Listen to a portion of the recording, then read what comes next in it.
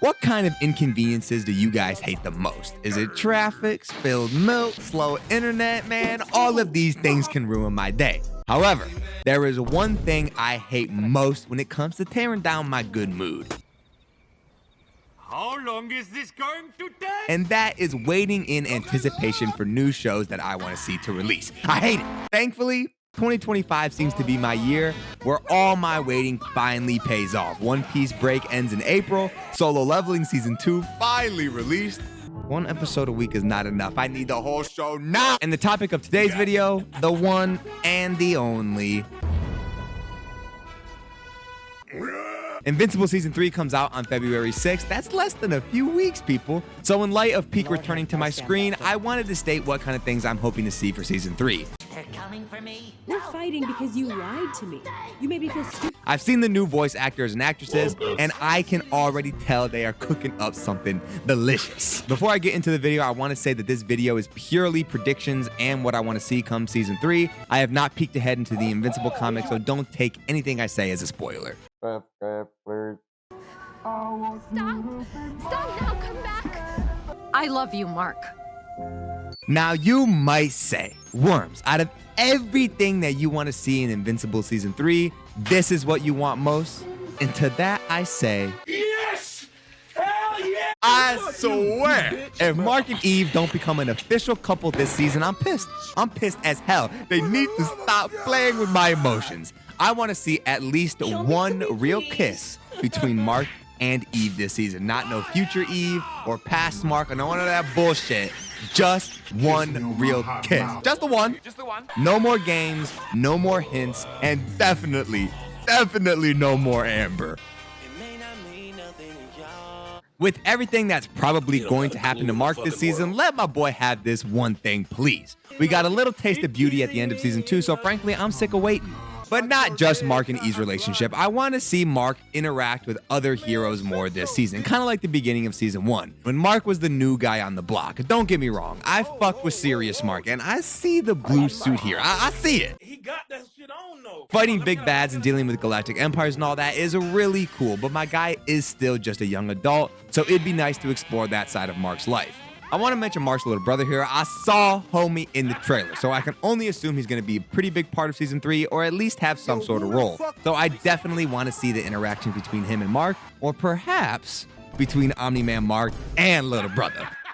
You serious? With all that said, I do want to see Mark actively getting stronger this season. I know he will, but let's try to have Mark not be getting bitched around so easily this season.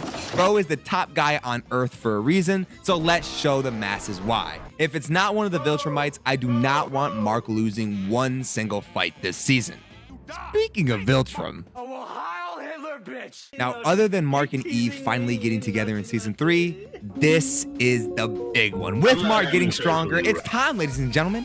I want to see Conquest. I want to see Thrag. Not a Viltrumite, but I want to see Battle Beast again. Y'all remember how he did Mark.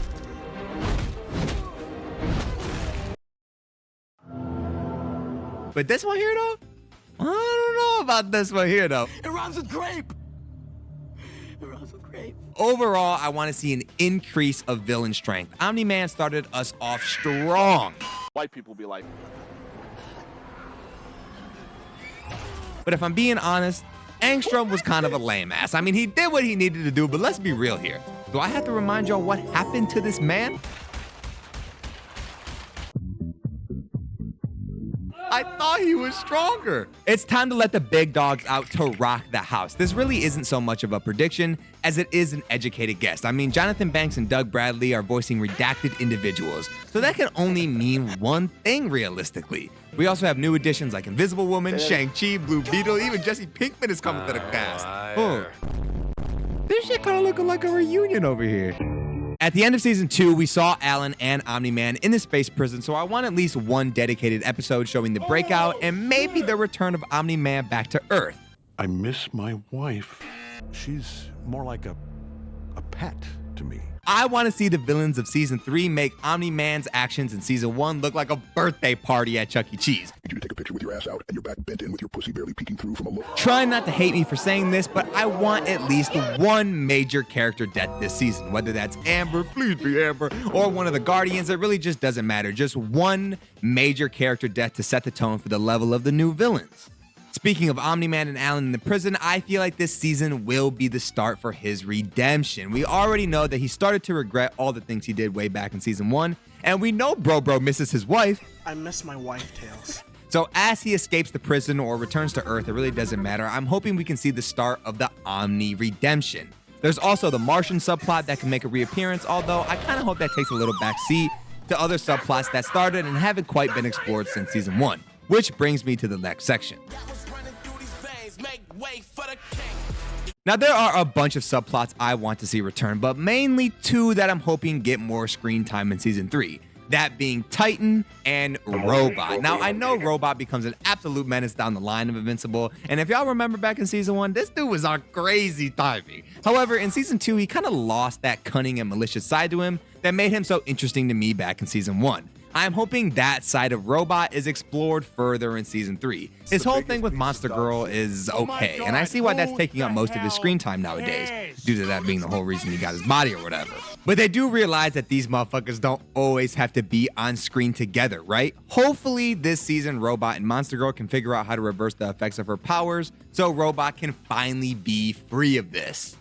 Now do not get me started on the disrespect my guy Titan received in season 2. Not one scene from a boy? That's ridiculous. They kind of just left the Titan subplot in the dust, and that doesn't really sit right with me. This dude was in like half of season 1. He tricked Mark into almost getting killed by Battle Beast, and then he overtook all of the underworld crime under his wing. And he doesn't even get one scene in season 2? It's an evil world we live in.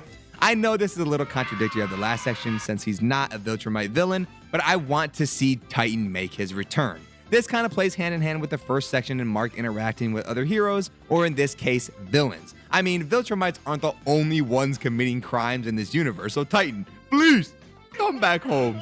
I just mentioned a little while ago the Martian subplot, which is probably going to take up most of the spotlight, but it does seem like they have other plans in mind as well. The new cast revealed a bunch of new characters in season 3, so it's safe to assume that there will be multiple storylines going on. I see dude version of Duplicate in the trailer, as I mentioned Mark's little brother, and the usual Guardians of the Globe and Cecil bullshit that goes on in the background. I know season 3 is going to be packed with amazing content, so I'll be happy with just one of my hopes in this video coming true. I hope you guys enjoyed the video. Let me know in the comments what you hope to come in season 3 of Invincible and what else you'd like me to talk about. I'll see you guys in the next video.